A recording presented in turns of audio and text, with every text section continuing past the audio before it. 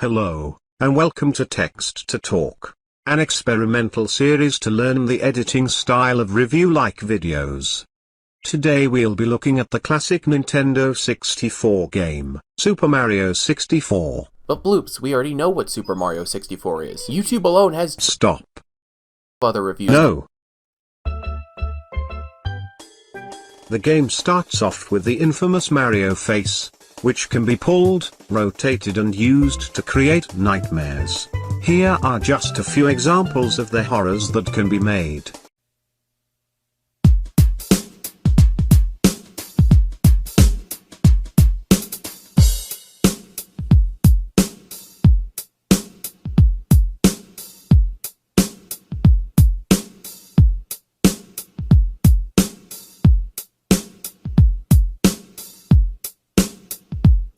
After accidentally pressing the Start button, you'll be greeted by a File Select menu. At this point you remember there was an actual game to this. After selecting one of the files, a new game is created, and to start off you are greeted by a close-up of Peach's face. After the horrors you've just created, this shouldn't be disturbing to you. A message is read, and you are then greeted by Lakitu, who flies around the castle before a warp pipe comes out of the ground, with the star of the game Mario appearing out of it.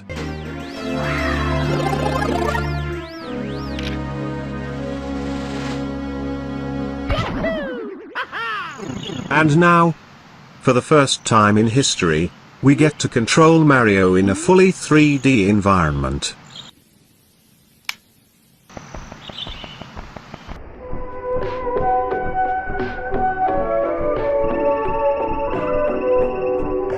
Upon entering the castle, you are given a message from Bowser setting the plot of the game.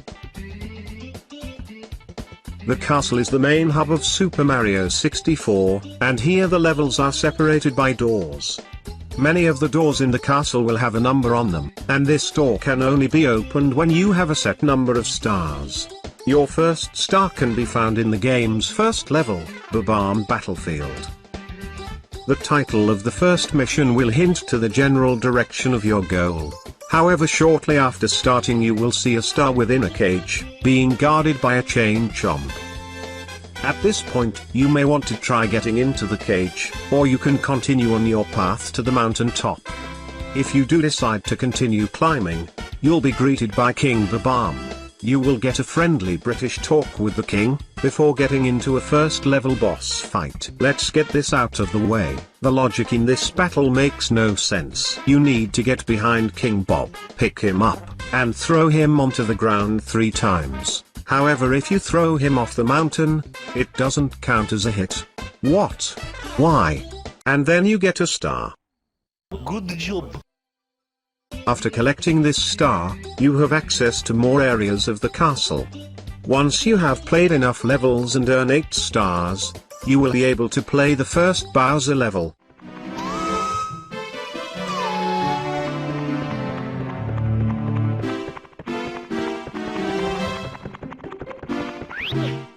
Not wrecked.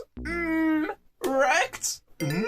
After being pranked, you'll be in the dark world, and this is the first area in the game that feels like an actual threat, with intimidating music, dark aesthetics, and many new stage elements. If you are able to survive and make it to the end of this stage, there will be a lone pipe. A very suspenseful moment. After entering this pipe, you'll be greeted by Bowser. 3 levels follow this formula, and each one can be considered the segue into the next part of the game. And each time you defeat Bowser you earn a key, which can be used to open a specific door in the castle. Traversing the castle can be confusing if you haven't memorized the layout, however you usually don't feel like you're walking around bored, as the hub feels like a level by itself. There are also many secrets within the castle. Most of these secrets lead to a short mission, where others can lead to a small bonus such as an extra life. The short missions all contain a star, where others contain a switch to activate, and a few of these secret missions can be found within other levels. Once you have collected 70 stars, you'll be able to access the final stage of the game, Bowser in the Sky. Now here I was going to move on to the final boss, ending of the game. How fun. But recently I have been playing this game on a live stream, and granted, I was using an emulator and my controller isn't the best, but I did have a few problems with this game. You know that owl? That thing is rigged. When you let go you can never choose the directional influence of the fall. It'll always send you in a random direction. Is that just me? Can you manipulate this thing? Whatever, it's rigged. That's not funny. The ice physics. I get that ice physics are the gimmick of this level, and overall I don't have an issue with it. I think it works well in Snowman's Land, but the penguin in Cool Mountain. That bloody penguin. Picking up moving objects in this game is an issue in general, but it's decent for the first 3D Mario game. But when you add these bloody ice physics... My lizard, it peak. It make you feel like sheep.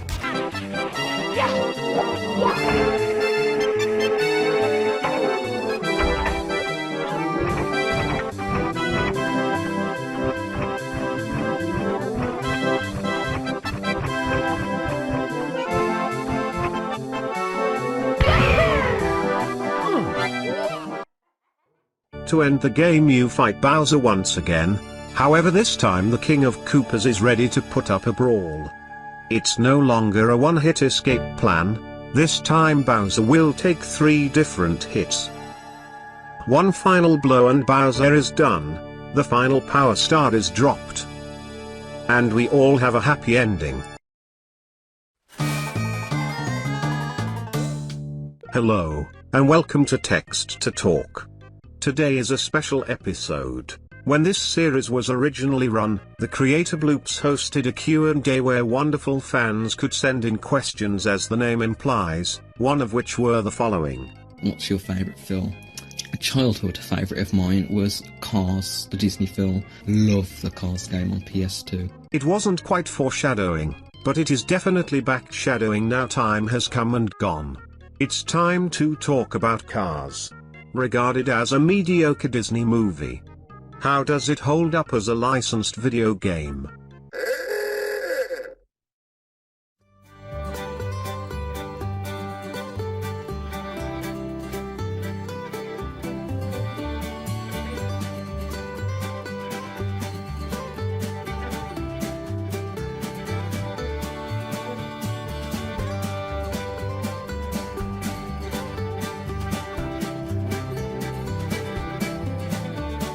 So the game starts with this screen and some calming music.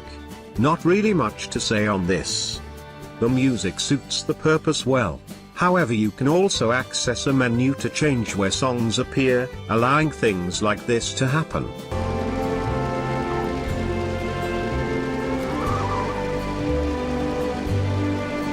On a side note, part of this game's soundtrack is original music, while there are also licensed songs mixed in there, so this review will most likely consist of music from Mario Kart, although the next song about to play is from Diddy Kong Racing for a comedic effect. Story mode is the main chunk of this game, adding context to the races, and giving you a chance to explore the open world. Yes, an open world hub in a racing game. There are 2 story types, full and compact, for younger drivers.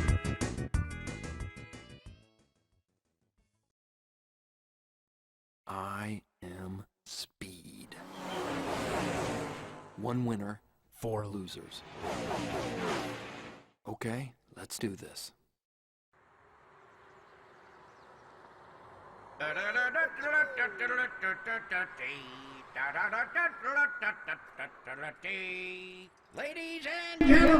So here we are.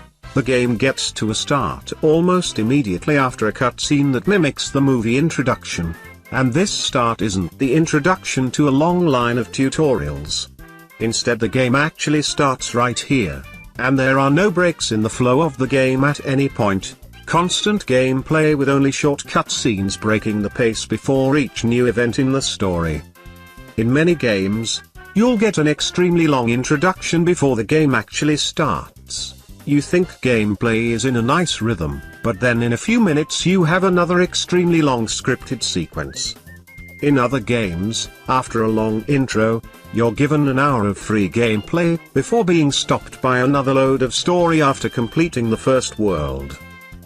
In this game, the cutscenes before each event are fairly short, skippable on the first viewing, and are actually fairly entertaining to watch, rather than being a session of button mashing, waiting for the end.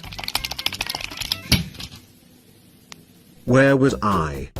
Right, we just got into the first race. The first loading screen of the game is a controls menu, giving you a summary of how to play. Let me go over the load screens really quick. Every event has a unique load screen, with art created specifically for that one event. Looks really nice, huh?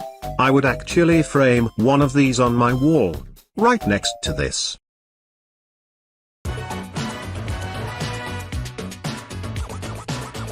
The game itself is, sort of, unique. It follows realistic racing games closer than it does to games such as Mario Kart and Sega All-Stars Racing. However, the game feels a lot more floaty than realistic racers, with drift mechanics I can only describe as soap. I don't mean this as a bad thing, it's the only way the mechanic can be described. Soap. Let me show this in action using a clip from my second channel.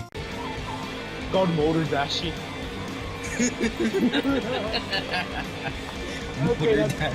The soap drift makes turning feel good. Slippery, even. I'll stop the soap jokes now. Going around corners in this game feels very smooth due to the lubricious turn. A hard drift to steady racing feels natural, and the transition is almost instant.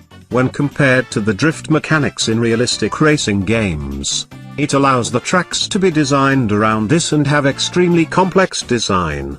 Sort of Mario Kart-ish, actually.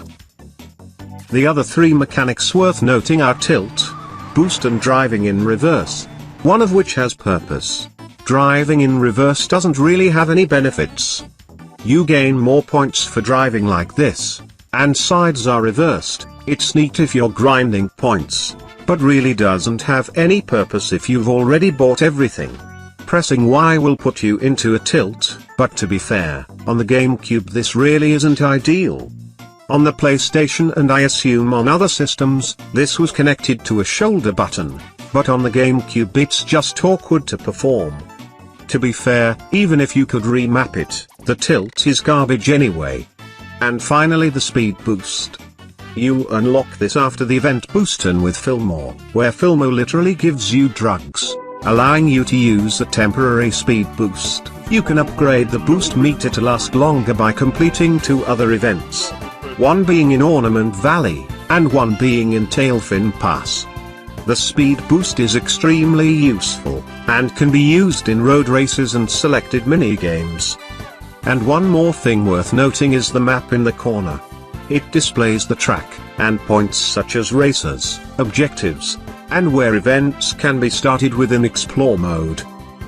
Speaking of, Explore mode is a part of Story mode. Here you can freely explore any part of the world. The world is split into 3 parts. Radiator Springs, Ornament Valley and Tailfin Pass. Most tracks in the game are built into these worlds. It allows the player to naturally learn the layout of each section, and despite reusing the same sections, each course still feels unique. But dear God, some parts of this are just something only a madman could create. There are so many tight spaces, and areas of platforming requiring specific jump angles to get through bonus areas. These side areas do give huge amounts of points to use in the store. It will depend on who's playing if this is worth the detour, but if you're low on points it would be wise to take these paths. Also, the store. As stated earlier, this store uses in-game currency. Well, of course it would. The game came out in 2006. Nobody is making microtransactions through the LAN adapter. Points can be used to buy new characters, new character skins, artwork for the game, and in other versions of the game they can be used to buy movie clips and deleted cutscenes for the game. Hello, Bessie. How's it going?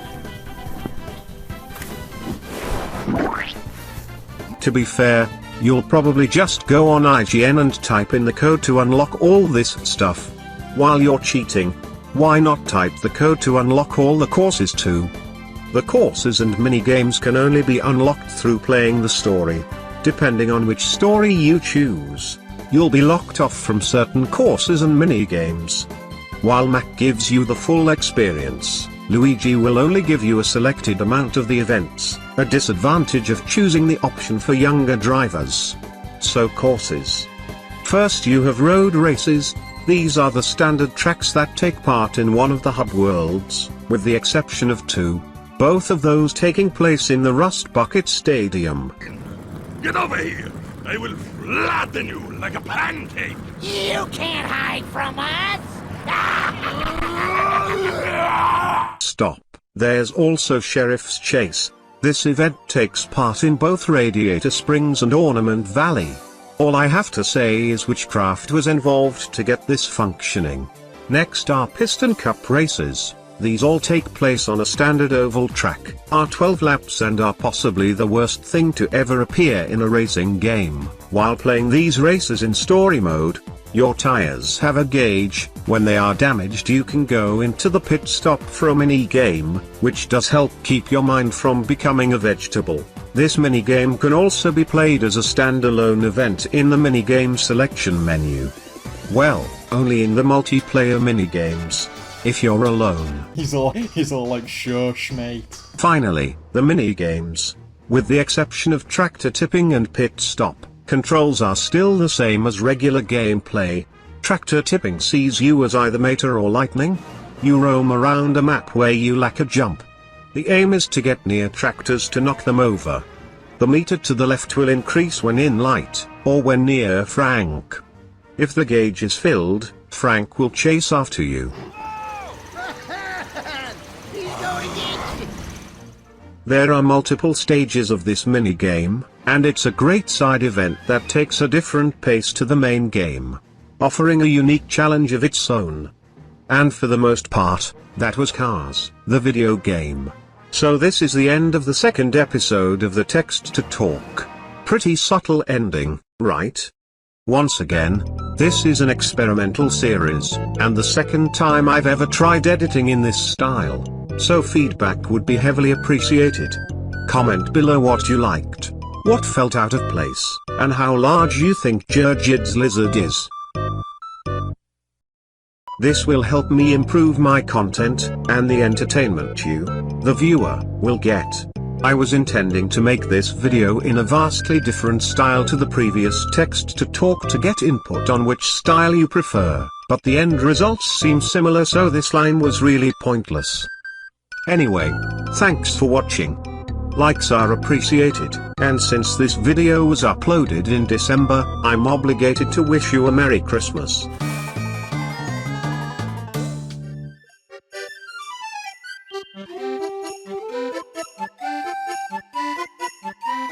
Hello and welcome to the third episode of Text to Talk. That's right, only 3 episodes in and we're already reviewing my own content. I was a creative prodigy back in 2016.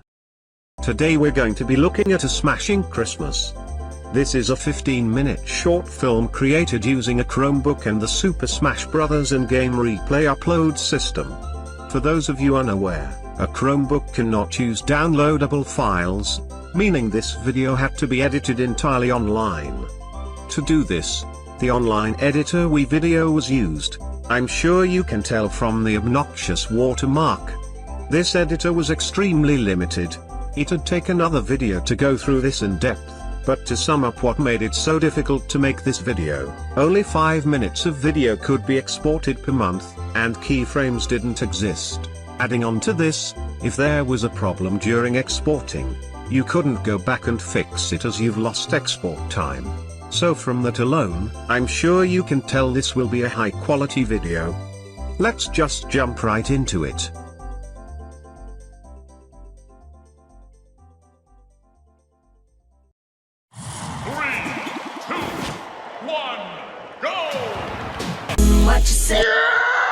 So now we have a jump cut followed by our first character interaction. Almost all dialogue in this video is conveyed by text, color-coded by character.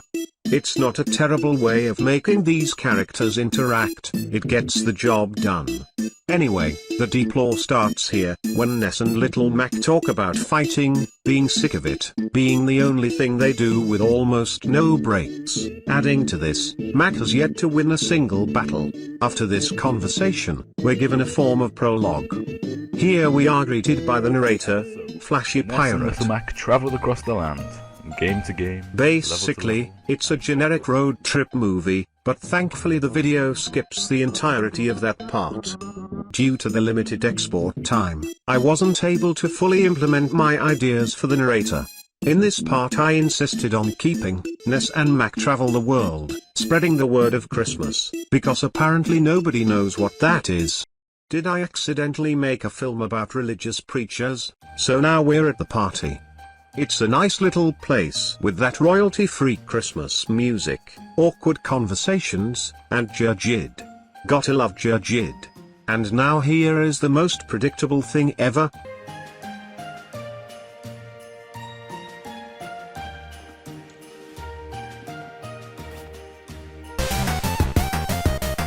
We are given a view of what is happening at Bowser's castle, which eventually leads to something going wrong. Thanks for cursing us, Ness. Remember earlier how I touched on text being how the characters communicate? Well, you should. It was only a minute ago. Watch this clip. Surprise, motherfucker.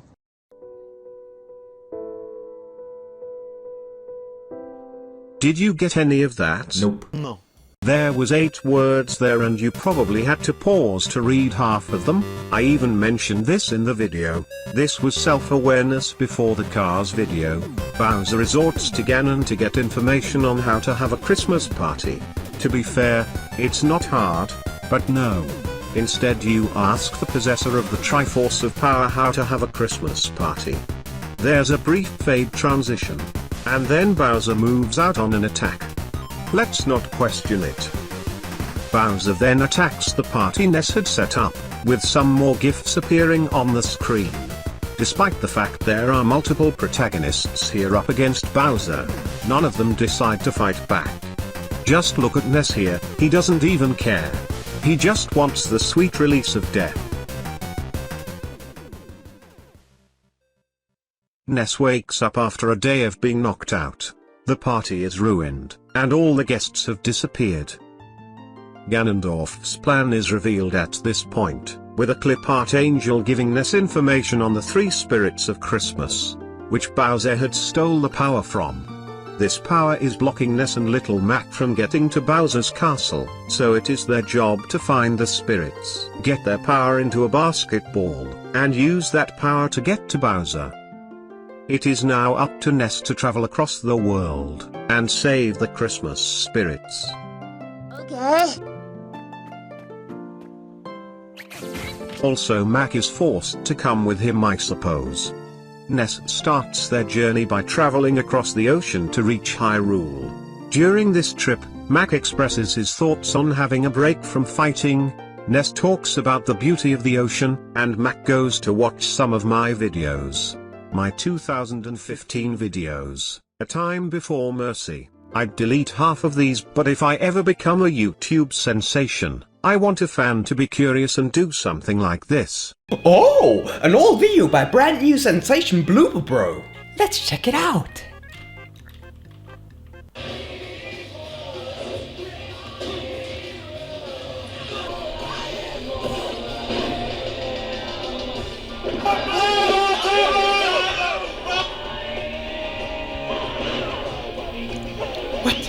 So after this ride, Mac and Ness arrive at the Bridge of Eldin.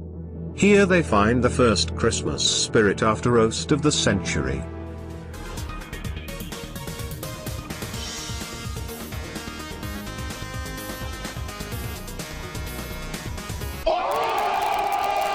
Upon entering the clip art cave, the two find themselves inside of Donkey Kong, where the second Christmas spirit lives. The second Christmas spirit appears to be the old man from Pokemon. Here we learn that the old man is a hardcore melee player, and also a Donkey Kong main. He went to many tournaments, but could never win one, so he goes to the Master of Smash himself. Bloops. Enjoy, dude. Dude, you dead? Or whatever, you know what I'm saying? We all bros. By the way, all of this scene failed to render correctly. First, there's a white background behind the old man. Secondly, there was a background of space here that never appeared. Here the text just cut out. I tried to edit it back in via the YouTube video editor, but alas, now there's 1.5. After that, the old man touches the ball, which gives the ball more power, and with only a small amount left to obtain, the journey to the final spirit continues. The two head to Ryu's gaff, where the final spirit resides. Ryu is merely a bodyguard for the true spirit, whose condition for entering the palace is the younger one of the duo defeat him in combat. How do you think that went for Ryu?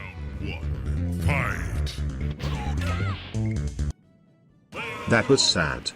Ness and Mac continue to enter the castle, which appears to be the Pokemon League. And here, we see the final spirit of Christmas. Jontron!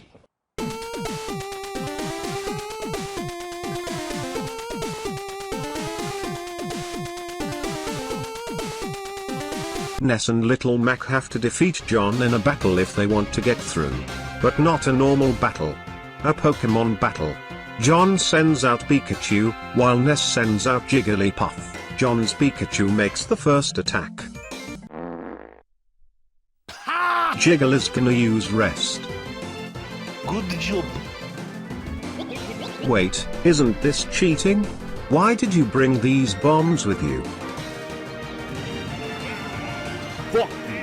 And another sunglasses joke. JonTron sent out Lucario, and I somehow made 3 characters taunt at once when I recorded this. John orders Lucario to Mega Evolve. However, John has never attempted this before, which leads Lucario to fly off the stage.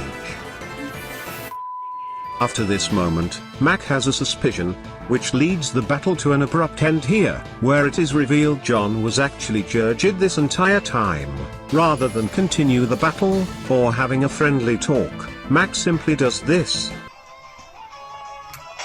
After this encounter, it seems as though the basketball now has enough of the spirit's power to reach Bowser's castle. To do this, Mac forcefully shoves all of the power within Falco, turning him into a real bird, and then taking the duo through a montage of Smash, over a valley of mountains. And just ahead of this valley of memes appears to be Bowser's castle, the final destination of the journey. Mac decides to jump off, flying through the window of the castle. This leads him to what appears to be the boxing ring, and also the journey's end for Little Mac. King DDD had created this fake boxing ring as a setup to defeat Mac, while reminding him how he is worthless, and is yet to win a round of For Glory. This triggers a flashback in Mac, reminding him of the start of this adventure, and how far he has managed to come. Rather than cowered away now he's lost Ness, he decides to get up, and face the king head-on. Meanwhile, Ness finally confronts Bowser, and decides to battle him to get the final power back to the spirits. Of course, the Koopa King refuses to do this, so he decides to offer a battle with Ness, where winner takes the power.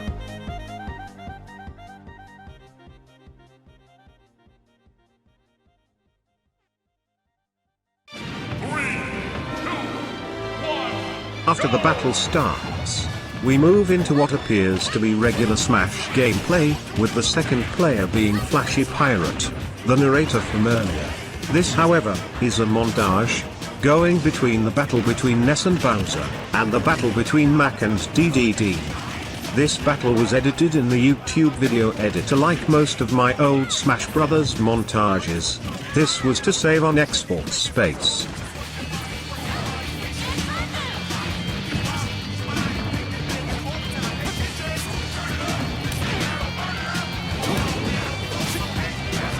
This battle ends with Little Mac getting a star KO, taking out DDD, and resulting in Mac finally winning a round on For Glory.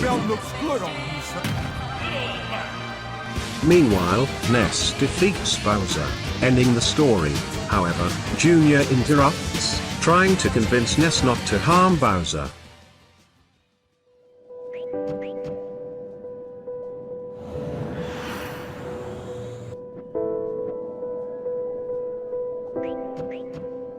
Fuck it!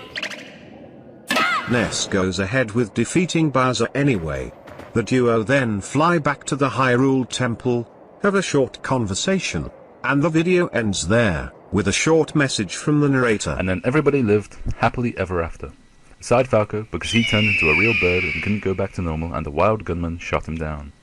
Little Mac did a side B off the ledge 5 seconds after everybody split up, and Dr. Mario has a shit recovery, so he's probably dead too. It's a rather ending, really. The ending was intended to have a lot more length, but Wii Video had like 4 seconds of export time left, so I had to cut off a lot. But what you just saw was the 2015 sensation known as A Smashing Christmas. Would I go back and re-edit it? Probably not. Wii Video limitations were half of the problems, so going back and editing it would really be pointless. But adding to that, I'd rather have this be a part of the past. I would like to remake it at some point though. This may or may not ever happen, but now we've finished this video. Let's put A Smashing Christmas back in the past and forget this existed. I'd also like to give a deserved shout out to Flashy and Xeno Galaxy. Back when I made this, I feel as if I wasn't able to give them the full credit they deserved. Xeno especially helped so much by creating these amazing original backgrounds for me. His channel died because of elves or some crap, but I still want to say how much this meant to me. Thank you. Also Flashy. He's cool, I guess. Anyway. Thanks for watching. As usual, feedback is appreciated. And have a 7 grand Christmas. I'll see you all again in 2017.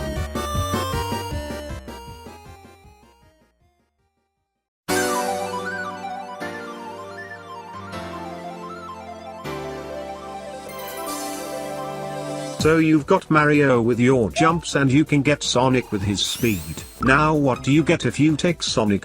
Sonic R is a racing game.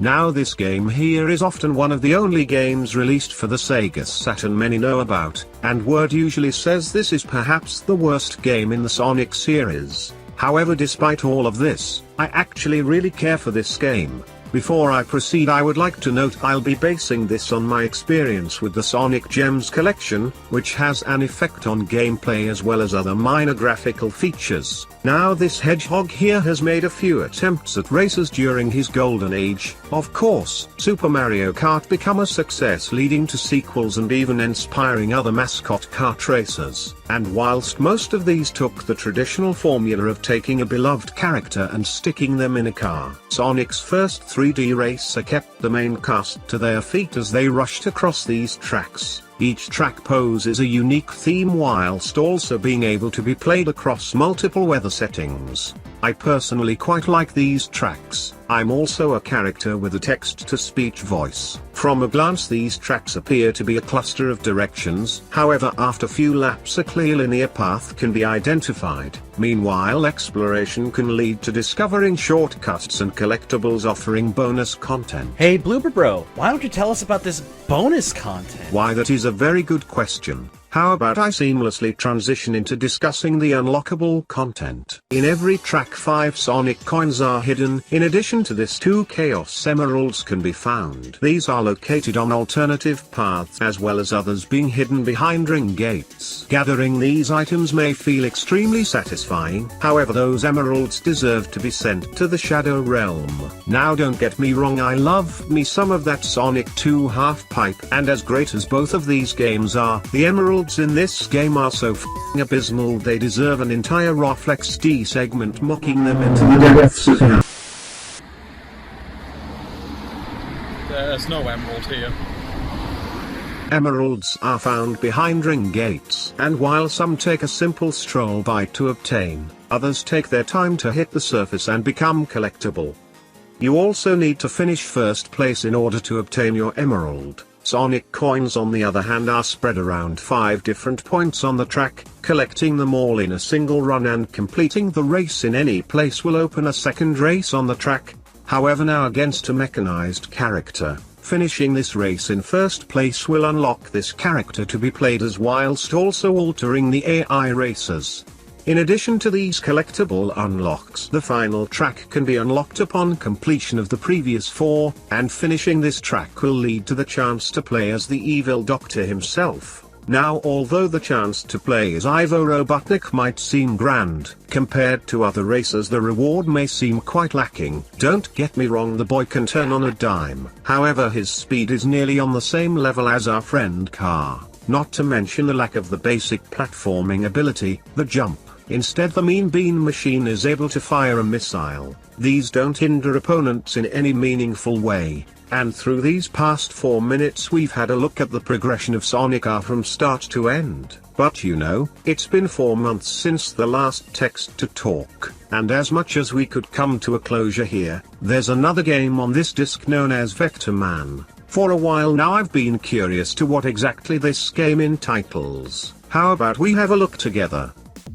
Vectorman was a creation of Blue Sky Software in partnership with Sega. These two make its bold presence on a time-appropriately groovy logo screen which also acts as a playable space to learn Vectorman's basics. Another time-appropriate radical screen comes in to show us the title, with impressive illusions almost slipping us into the third dimension. That's essentially the gimmick Vectorman was built on. The whole game attempts to have a pseudo 3D look by combining detail-rich backgrounds with segmented character designs that can overlap with other elements of their bodies, pushing the 3D perspective further. Unfortunately, as an action platformer, I find the gameplay to lack substance. While the impacts are delicious when you knock out an enemy, it's hard to prepare for combat with the screen space provided, which is relatively small compared to Vectorman's gargantuan body. Beyond combat, the issue of screen space persists to platforming as stages are littered with uneasy blind jumps. The level design could be pretty good but it's frankly impossible to evaluate because I can't bloody see it. Vectorman's moveset is satisfying enough to keep me engaged when playing on the Sega title screen though, possessing a buoyant rocket flutter and sparkling laser beams, so honestly, just stick to this stage and consider the title screen the credits.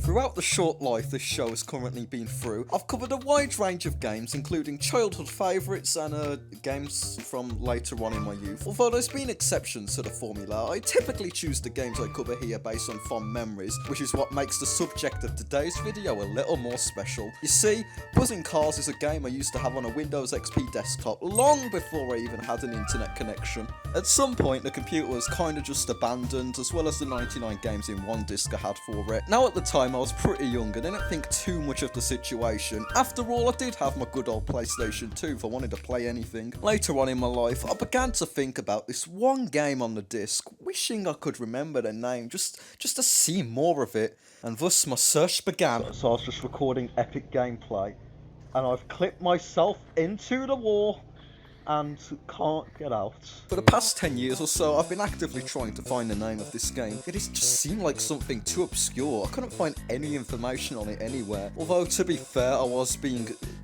extremely vague with my searches.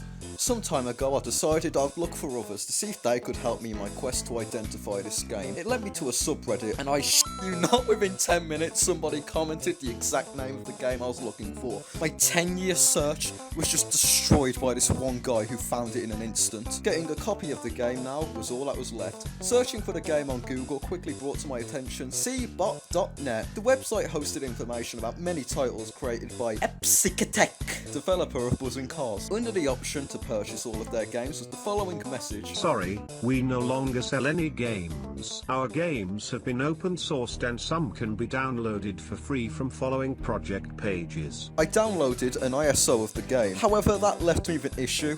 As I played the ISO file, eventually I managed to find a way around this, and now all that's left is to look at the game itself.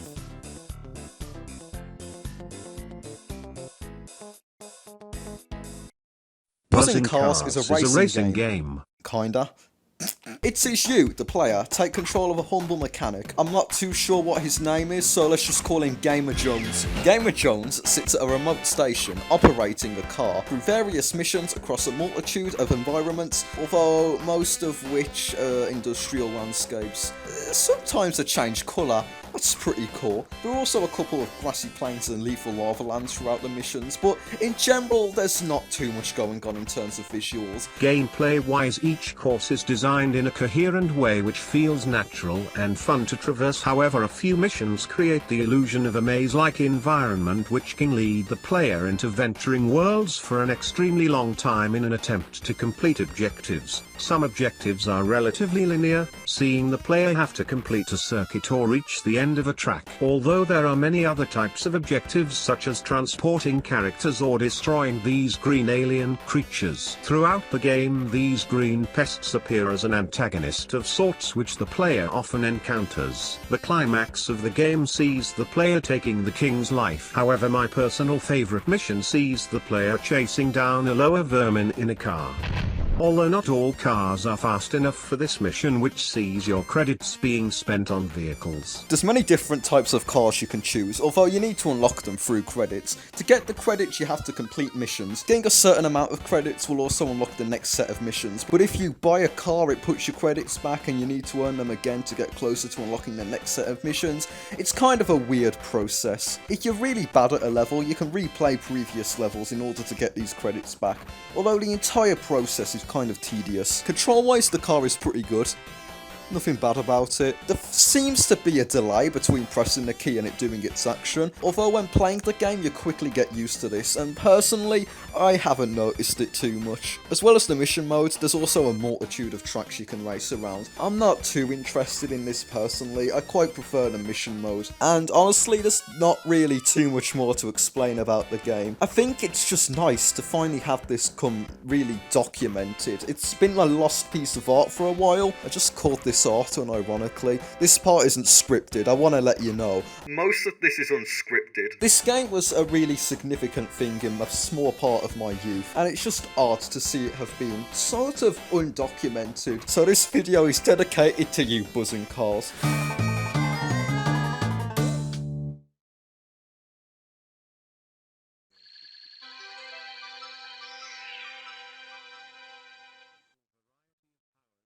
Hello, and welcome to Text to Talk. What was once an experimental series to learn the editing style of review-like videos. You know, over the last 2 years we've looked at a fair small amount of games. We took on classic games beloved by many, others not so much, and even some potentially lost to time. The first title we looked at was Super Mario 64 a long time ago. Super Mario 64 was a revolutionary game, being the first major showcase of 3D graphics on a home console. From the very start we see an impressive model of Mario's face which we are free to manipulate and distort in many ways. This acted as a tech demo of sorts. However, at some point you'll likely accidentally hit the start button, and remember there is an actual game to this. To begin, Mario is dropped off outside of Peach's castle. This allows us to get a feel for Mario's moveset and for the first time control him in a 3D environment.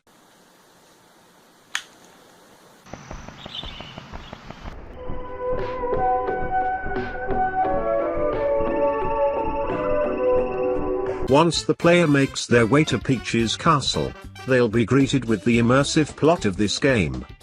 pretty deep in it mush. This castle is the main hub of Super Mario 64. Being an entirely free multi-leveled building, in all fairness this building is pretty much empty outside of the multitude of paintings. The real meat of the game takes place within all these pictures. Jumping into a painting brings the player access to numerous small worlds which each hold 7 stars. Most first missions typically see the player getting themselves from the start point to the other side of the level, with many others ending in a sub-boss. There are also a multitude of different concepts spread around each level, however the majority of which all come down to the basis of getting from the same start point to one other area and completing a small task once there. Scattered around every open world there are also 8 red coins. Collecting all of these will grant the player access to another power star. These missions allow the player to truly explore the worlds in return for a reward and can even at times present a challenge to overcome. While any of these missions can be completed at any time regardless of the mission selected, the name of a star will hint at the general direction of your goal. Of course, obtaining your goal isn't always that easy. Many of Bowser's roadmen lurk within the levels with full intent on defeating Mario. However, many natural hazards in the terrain and design of levels pose an even greater threat, as a single mistake could lead to a loss in all of your progress. Of course, being in an open environment, there are various points to find in each location throughout a variety of altering paths. As the amount of stars you gather increases, you'll get access to more of the castle's ground. The climax of each area sees Mario falling into one of Bowser's grander fortresses. These levels remove the exploration-focused gameplay of other worlds and instead focus on the player's platforming ability. If you can make it to the end of this stage, or any other, you will be greeted by Bowser himself. Each battle against this repugnant reptile features a new gimmick, and each defeat leaves the player with a key with access to a new area in the castle. The castle itself acts as the main hub, granting the player access to numerous levels. There are many secrets scattered around the castle leading to new missions to obtain a star. Many of these secrets can also be discovered within the levels themselves. Visually speaking, all of these worlds are kind of barren. To give credit where it's due, Nintendo had no outline to follow, considering this was the first creation of the sort. Most enemies don't really feel like much of a threat. Granted, in a 3D environment there's not much a Goomba can do. That said, in some oddly specific situations the enemies can instantly take out a life. Speaking of enemies, I swear that Owl is rigged. Whenever you take control of the fella, your control of his movement has never felt consistent to me. Getting off seems to always fling me in a different direction too. Maybe he just has a thing against internet phenomenon. Anyway, once the player gets over these hazards and has collected 70 stars, or learned a backwards long jump, the player will arrive at Bowser in the sky. Practically every other hazard from the previous levels made it in. After all the challenges, all of Bowser's forces combine here at one final attempt to stop Mario. The satisfaction of overcoming every last platform is enough to keep you going during this arduous climb to the peak. And what lies there? A single lone pipe, a very suspenseful moment, and then you fight Bowser.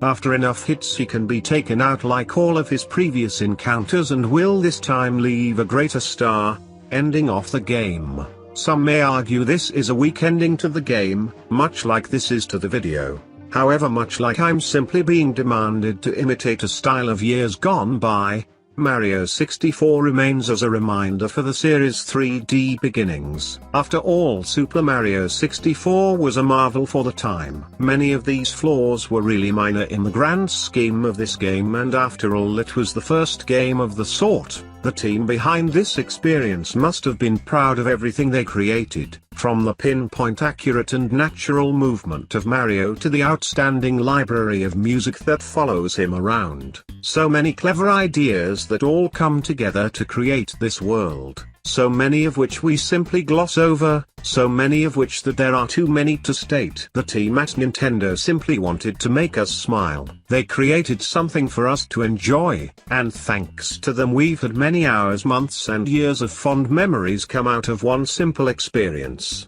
Thank you Nintendo for creating such an amazing game, and thank you Super Mario 64 for helping start Text to Talk. My time in the spotlight may now be over, but I'll be sure to show you some gems in the future. Until next time. Thanks for watching. The bloops. We already know what Super...